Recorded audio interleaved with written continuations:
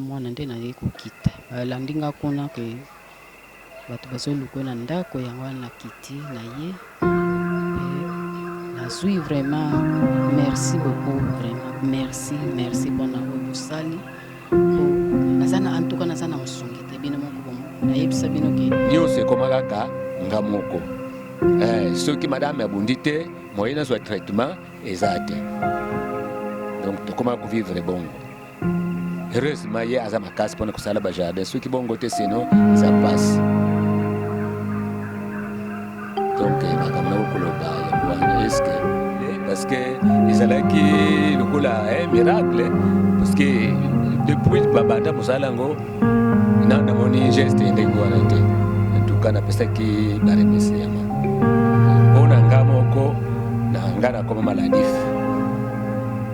tokomi na 2020 ofutamite alors basoin wana sikoyo eza na charge ya nani?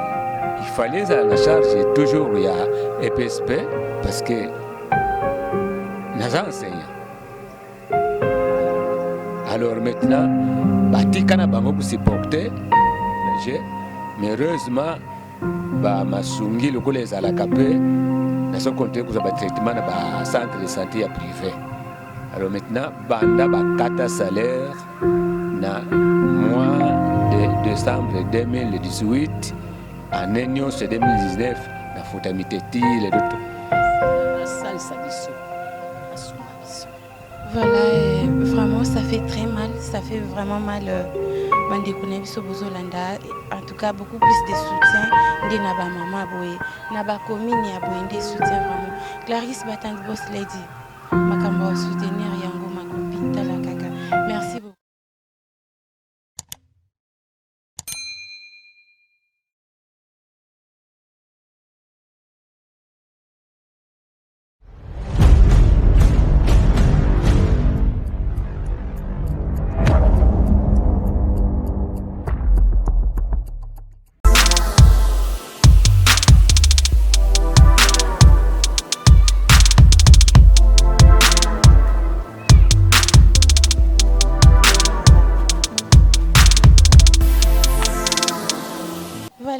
Fidèles internautes, il y a quelques jours, tout l'accès qui bino image moko na commune à Selembao.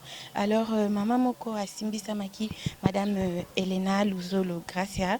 Alors asalika kandenge kombo nae izola kisa. Alors maman assez alobaki que azanga ki ba vitamine pona kotia na bilanga nae. Alors tokie na esika ya bilanga nae tokuta ki azalaki te vi kembule betaki moyen aya wana ezakite ba accompagner biso tina ndaku ya mama yango toye tokutana na mama to remettre ye kisi na ye oyo basenga ki voilà tokomi déjà na ndaku mbote mama voilà mama to avancer na biso tokutai kotala kuna na nini na bilanga bayebisi biso ke ozate yango wana tolandi yo tina ndaku na yo. Bon, nabimaki moke na mataki likolo awa nakende kokutana na mwana mais sikoyo tosololi na mwana nde naye kokita balandinga kuna ke bato bazoluka na ndako yango wana na kiti na ye pe nazwi vraiment merci beaucoup vraiment merci mpona oyo bosali po nazana en tout cas nazana mosungi te bino moko nayebisa bino ke papa abela donc mosungi aza te tala sikutala banda tongo kaka boy tovandi kaka mais nzambe apambola bino nzambe abakisa ebele vraiment afongola baporte nyonso wana kote ebimeli po te ekoma ebele mpe boyeba kosunga biso mpe na bandeko na nga nyonso baza na difficulté tuka nzambe apambola bino. Vraiment, merci à toi, Madame Elena Gracia Luzolo. Merci na Osali. Merci à wa tu ko rendre visite na maman.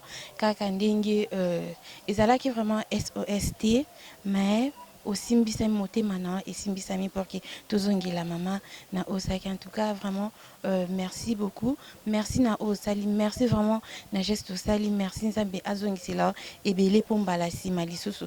Ate pa ya maman te ata côté nyoso tokoleka pour que Osala o continue toujours comme ça la geste. Voilà maman to profiter pe hein total un papa. Maman journaliste.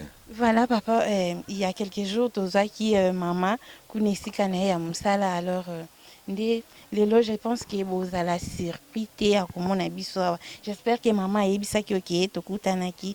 Yangwana, toke lukaye sika musala na ye azalaki te.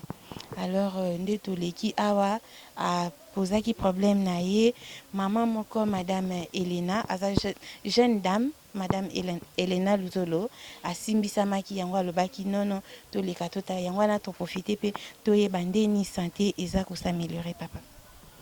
Bon, mpona ndenge olobi ke surprise nga namoni eza surprise mpo nayebaki te ke bino bokokomela biso ndenge bokomelaki madame na jardin nayebi te soki ezalaka dati nini me madame ayebisaki nga en tout cas napesaki vraiment baremerciement ebele parce que ezalaki lokola miracle parce que depuis babanda mosala yango na namoni geste ndenge wana te en tout cas napesaki baremerciement mais mpo na nga moko na nga nakoma maladif donc naza kosala na l'état naza fonctionnaire ti bozomona nga awa na EPSP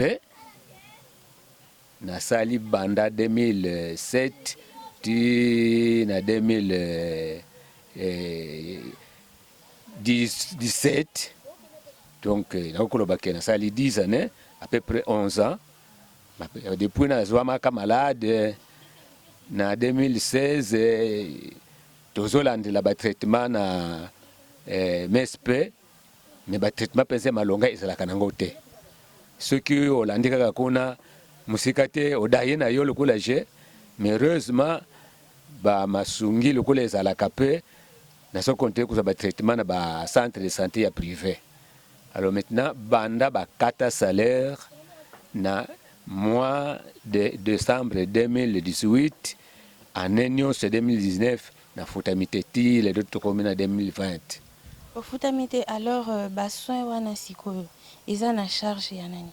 Il fallait ezala na charge toujours ya EPSP parce que naza enseignant.